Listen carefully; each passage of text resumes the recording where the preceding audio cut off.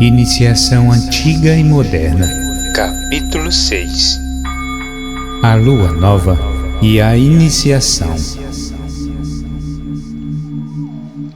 Quando o candidato penetrava no portão oriental do templo buscando luz, deparava-se com o fogo do altar dos sacrifícios, que emitia uma luz fraca, envolvida numa nuvem de fumaça.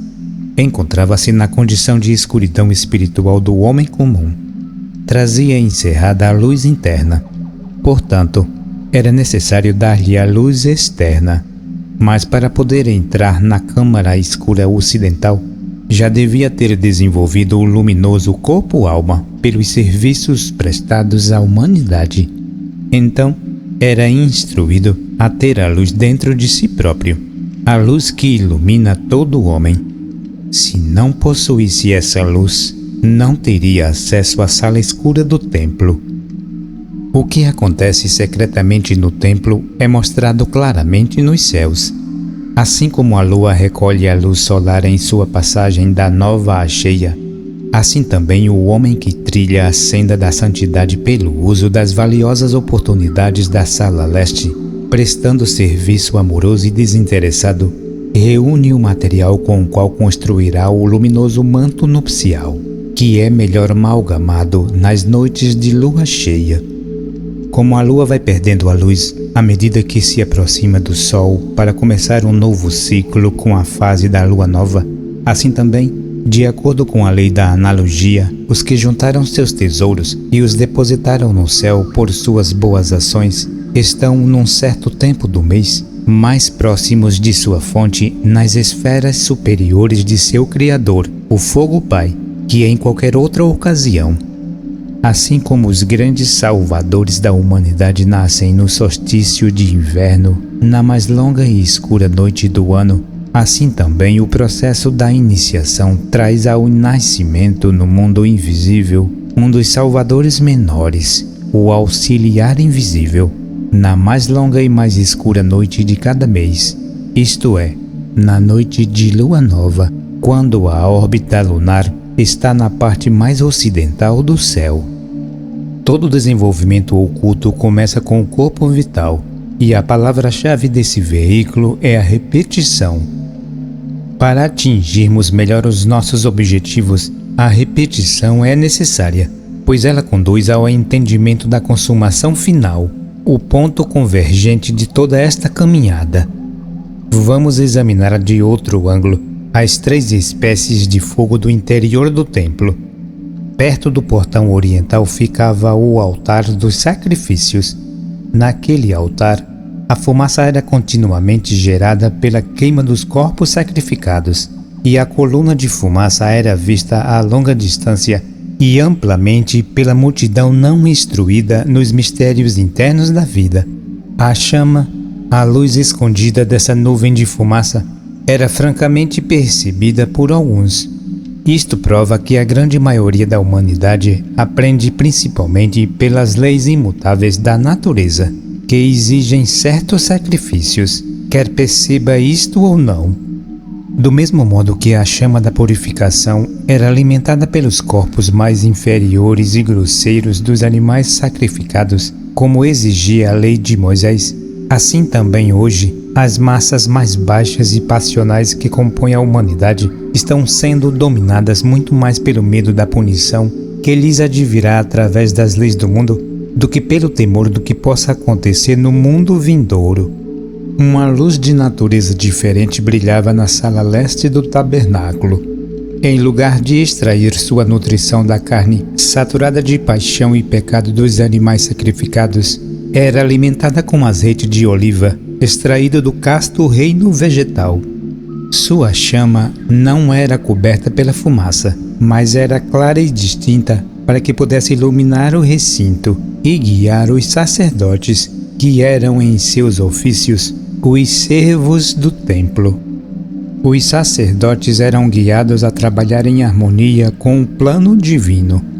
Por isso percebiam a luz mais claramente do que a multidão despreocupada e ignorante. Também hoje, a luz mística brilha para todos aqueles que se esforçam em realmente servir no altar do alto sacrifício, particularmente para os aspirantes que se filiaram a uma escola de mistérios, como a da Ordem Rosa Cruz. Estão caminhando na luz invisível à multidão, mas se realmente estiverem servindo, receberão a verdadeira ajuda dos irmãos maiores da humanidade, que estão sempre prontos a auxiliar nos momentos difíceis que surgem pelo caminho. Entretanto, o fogo mais sagrado de todos era o da glória de Shekinah, na sala oeste do tabernáculo, acima do propiciatório. Como esta sala oeste era escura, entendemos que ali estava um fogo invisível, uma luz procedente de um outro mundo. Observemos que o fogo que estava oculto na fumaça e na chama do altar dos sacrifícios, consumindo os corpos sacrificados em expiação pelos pecados cometidos sob a lei, era o símbolo de Jeová, o dador da lei, e sabemos que a lei foi formulada para conduzir-nos a Cristo. A luz clara e bela que brilhava no vestíbulo do serviço, à sala leste do tabernáculo, é a cor dourada da luz de Cristo, que guia aqueles que se esforçam por seguir seus passos no caminho do serviço altruísta. Assim como Cristo disse, "Eu vou ao meu Pai", quando estava para ser crucificado, assim também o serviço da cruz, que aproveitou ao máximo suas oportunidades no mundo visível, tem permissão para entrar na glória do seu fogo Pai, a invisível glória de Shekinah. Então ele deixa de ver através do cristal opaco do corpo e contempla seu Pai face a face nos planos invisíveis da natureza.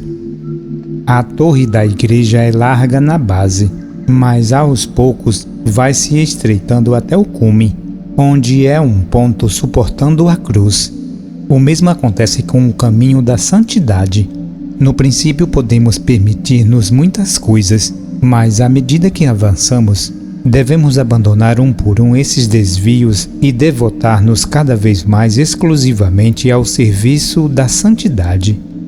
Por fim, chegará o momento em que este caminho é tão fino como o fio de uma navalha, e aí só poderemos agarrar-nos à cruz.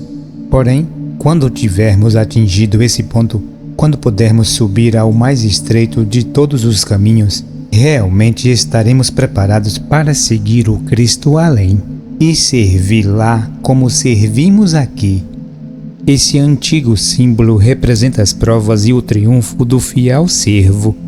Ainda que outros símbolos de maior grandeza, de ideal mais sublime contendo maiores promessas, o tenham superado, o princípio básico encerrado na sua simbologia é tão válido hoje como sempre o foi e será.